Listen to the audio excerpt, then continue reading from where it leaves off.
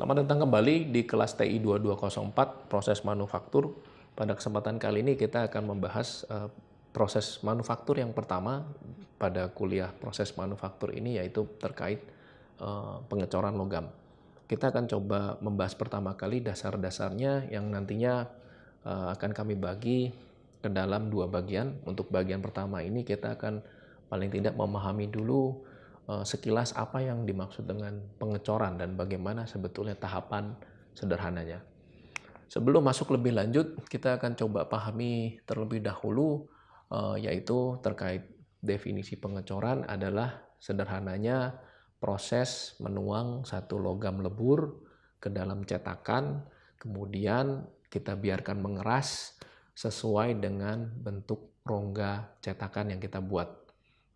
Contoh produk yang bisa kita buat dengan mengecor pertama adalah yang paling populer ya, blok mesin. Blok mesin bisa mobil, kapal laut dan seterusnya. Kita bisa juga mengecor pipa. Pipa di sini barangkali bukan pipa PVC yang biasanya hanya kita temukan, tapi pipa logam. Kita juga bisa mengecor selanjutnya roda kereta api. Ya, roda kereta api itu kalau kita lihat sebetulnya dalamnya solid ya. Kenapa bisa mengkilat sekali? Sebetulnya itu ada proses tambahan setelah dicor. Lalu berikutnya kita juga bisa lihat kerangka mesin, juga perhiasan, mahkota gigi dan sebagainya. Ya, itu yang bisa kita buat dengan produk cor.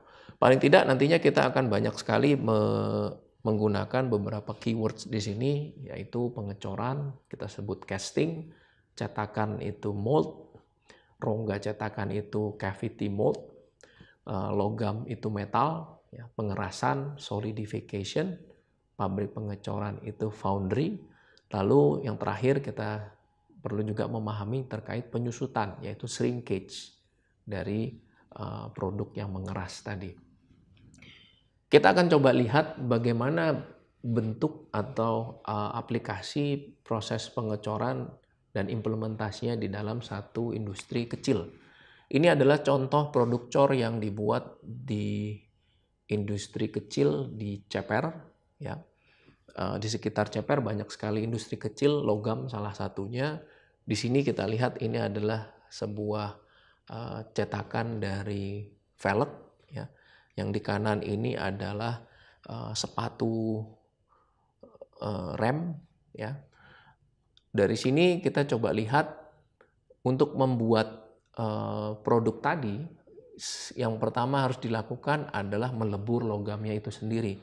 Di sini kita coba bisa lihat ini adalah tungku sederhana ya untuk memanaskan logamnya. Di sini kita lihat mungkin tingginya berkisar 10 sampai 14 meter ya ke atas. Di sini ada beragam materialnya. Selanjutnya kita lihat dalam melebur logam ini, kalau yang lalu kita sempat memahami adanya beragam jenis besi. Biasanya yang kita gunakan adalah cast iron yang karbonnya banyak. Di sini besi tadi kita bisa temukan di beragam tempat. Jadi bisa dari besi bekas, tidak harus melulu biji besi yang yang langsung kita dapatkan dari industri primer, tetapi bisa juga dari beragam benda yang memiliki kandungan logam yang bekas. Nantinya di sini kita coba ukur gramnya, beratnya berapa ya, kita estimasi kira-kira nanti jadi cairan leburnya berapa volumenya. Lalu berikutnya untuk melebur tadi selain dipanaskan juga ditambahkan briquette sebagai bahan bakar untuk mempercepat pemanasan hingga dia bisa melebur. Nantinya ke semua barang tadi disatukan, dinaikkan ke atas gitu ya. Ini tungku yang tadi kita lihat. Jadi material itu dinaikkan dari atas lalu perlahan nanti turun ke bawah ya. Sambil di bawah itu tetap dipanaskan. Dari sini ini contoh adalah hasil logam leburnya ya, kita lihat yang sudah jadi, lalu nantinya akan dicetak atau dituangkan ke dalam cetakan yang sudah tersedia. Jadi kita lihat di belakang orang ini itu adalah banyak sekali cetakan, kalau itu lihat ada lubang-lubangnya gitu ya. Dan orang ini bertugas untuk memindahkan logam lebur itu dan menuangkannya ke setiap rongga cetakan tadi. Ini adalah contohnya, jadi kita lihat alatnya pun sederhana, ini hanya bilah bambu yang disambungkan di satu ember gitu ya. Lalu sambil logam itu diambil lalu dibawa ke setiap lubang dan dituangkan satu persatu. Ini adalah nantinya kita juga harus memahami ada aspek yang perlu kita ketahui dalam paling tidak mempertimbangkan bagaimana menuangnya gitu ya. Karena kalau tidak kita ambil logam cair tadi, kita bawa ke sekian jauh tempat dari cetakan tadi, maka logam itu juga punya kemampuan untuk mengeras ya atau membeku. Dari sini kita lihat pertama kali bagaimana kalau gitu cetakannya itu dibuat. Ya, tadi kita sudah lihat dari logam dicairkan, lalu kita coba tuang satu persatu ke cetakannya. Di sini operasinya sebetulnya hanya sederhana sekali. Kita lihat yang di kotakan merah ini bentuknya kurang lebih seperti ini ya.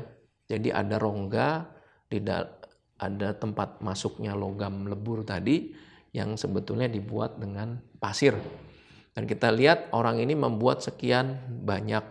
Jadi kalau yang bisa dibayangkan di sini, satu petak ini juga merepresentasikan lot. Jadi dalam membuat logam lebur tadi, dia harus memperkirakan berapa volume logam lebur yang harus dituangkan ke setiap lot. Sehingga nantinya dia bisa mengukur berapa raw material yang dia butuhkan.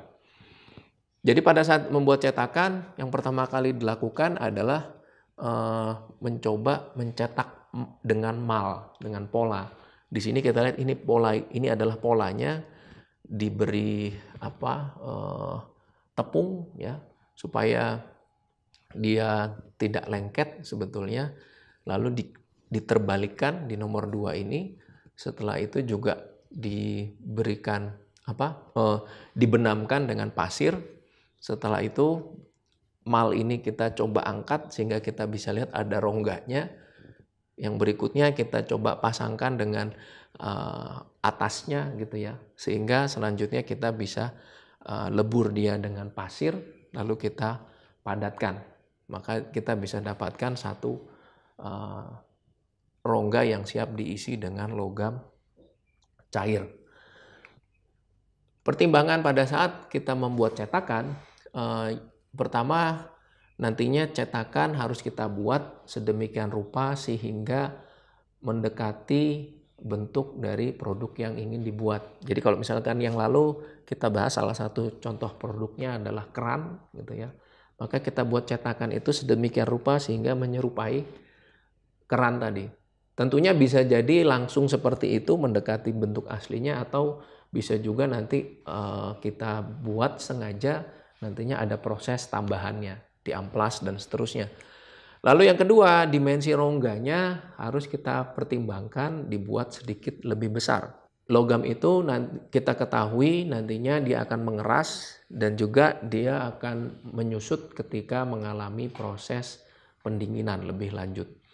Lalu juga kita juga mempertimbangkan setiap logam itu memiliki karakteristik penyusutan yang berbeda. Selanjutnya adalah bahan cetakan. Yang tadi kita lihat itu adalah merupakan cetakan yang berkomposisi atas pasir, gips, keramik, ya, dan logam. Ya, ini bisa kita pertimbangkan untuk membentuk satu cetakan. Tahapan pengecoran sebetulnya kalau tadi kita bisa sarikan, ya sederhananya kurang lebih akan ada 7 tahap. Yang pertama adalah kita melebur logam tadi, ya, itu kita lebur pada temperatur yang cukup sehingga berubah fasanya menjadi sesuatu yang cair. Lalu logam cair tersebut kita pindahkan ke dalam cetakan. Ya. Setelah itu yang ketiga kita biarkan logam tersebut mengalami proses pendinginan perlahan. Seiringnya dengan turunnya temperatur dia akan mengeras, dan selama proses pengerasan itu juga nantinya ada perubahan fasa logam, ya intinya akan membentuk properti tertentu dari struktur logam itu. Lalu yang keenam, jika pengedinginan atau pengerasannya selesai, maka cetakan itu bisa kita lepas. Yang ketujuh, selanjutnya kita bisa lakukan proses lanjutan seperti memotong bagian yang tidak diperlukan, ya karena adanya beragam cacat. Nanti akan kita coba bahas juga. Kita bisa lakukan trimming, ya. Ada juga cleaning. Kalau tadi dari pasir, tentunya nantinya bagian luar dari benda tersebut juga akan diselubungi pasir, ya sehingga kita harus bersihkan. Proses membersihkan ini juga beragam. Yang berikutnya kita juga bisa lakukan inspecting, atau barangkali nantinya jika kita perlukan untuk merubah bentuknya, kita bisa lakukan heat treatment sebagai proses lanjutannya. Dari situ bisa kita lihat kenapa khususnya di CPR tadi dia membuang sekian space-nya untuk mengecor, ya, untuk membentuk cetakan cor tadi, ya karena memang sebetulnya menguntungkan dari sisi prosesnya dibanding dia harus investasi mesin dan semacamnya. Karena yang di sini sebetulnya yang diinvestasi adalah tungkunya tadi, ya, dan pasir yang banyak. Pertama, apa yang bisa didapatkan dari pengecoran? Dengan mengecor kita bisa mendapatkan geometri eksternal dan internal yang cukup kompleks, ya. Sehingga tentunya juga dengan keterbatasan yang ada. Lalu berikutnya juga proses pengecoran seperti kita ketahui tadi, ya, bisa mendapatkan ukuran geometri yang mirip dengan geometri akhir dari produk, sehingga tidak memerlukan proses lanjutan. Selain itu juga pengecoran juga kenapa bisa unggul, karena dengan cara mengecor itu kita bisa membuat komponen yang sangat besar dan berat ukurannya. Contoh tadi kalau blok mesin itu, kalau mobil mungkin kecil, ya, tapi kalau blok mesinnya kapal gitu, itu maka akan lebih besar. Lalu selain itu juga dengan mengecor tadi, sederhananya kita cukup memilih logam, lalu logam tadi kita cairkan dan tinggal kita pilih cetakan mana yang ingin kita tuangkan. Sehingga dengan demikian, dengan proses yang sederhana tadi, kita buat cetakan dengan pasir, kita panaskan logamnya kita masukkan ke cetakan pasir tadi, sehingga cocok sekali untuk membuat satu sistem produksi massal. Ya, artinya tadi kalau kita lihat satu lot tadi sudah bikin sekian banyak cetakan untuk produk yang sama, gitu ya. Setelah itu selesai, pasir itu bisa dibongkar, bikin lagi yang baru di lot tersebut, dan seterusnya.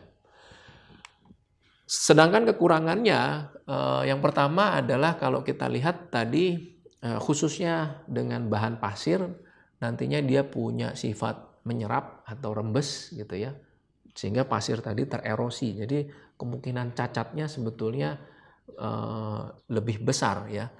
Lalu berikutnya, keakuratan dimensi geometri dan kerakatan permukaan yang rendah. Seperti yang saya katakan tadi di awal, kalau kita paling tidak ingin melihat ciri dari produk coran, biasanya permukaannya itu memang kasar.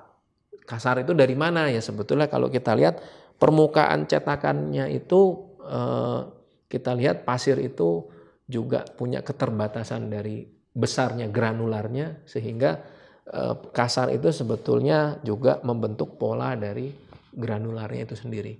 Yang ketiga, bahaya resiko ini juga besar sekali, khususnya dalam hal keselamatan kerja, khususnya pada saat memindahkan cairan logam lebur tadi. Jadi kalau kita lihat tadi dengan alat seadanya, ya, dengan alat bantu seadanya, yaitu hanya sebilah bambu, ember, dan juga perlengkapan yang tidak memadai.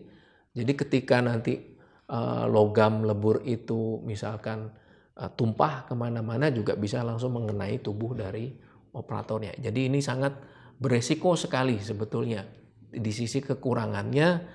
Tetapi lagi-lagi jika kita melihat definisi manufaktur yang kedua dari sudut pandang ekonomi, secara teknologi mungkin tidak terlalu kompleks, tetapi secara ekonomi value added-nya lebih besar. Demikian dari bahan yang pertama ini terkait dasar pengecoran, khususnya tadi kita lihat aplikasi dan implementasinya di industri kecil dan tahapan sederhana untuk melakukan pengecoran. Pada video berikutnya akan kita sambung dengan penjelasan bagaimana secara teoretik untuk melakukan pengecoran dengan baik. Terima kasih.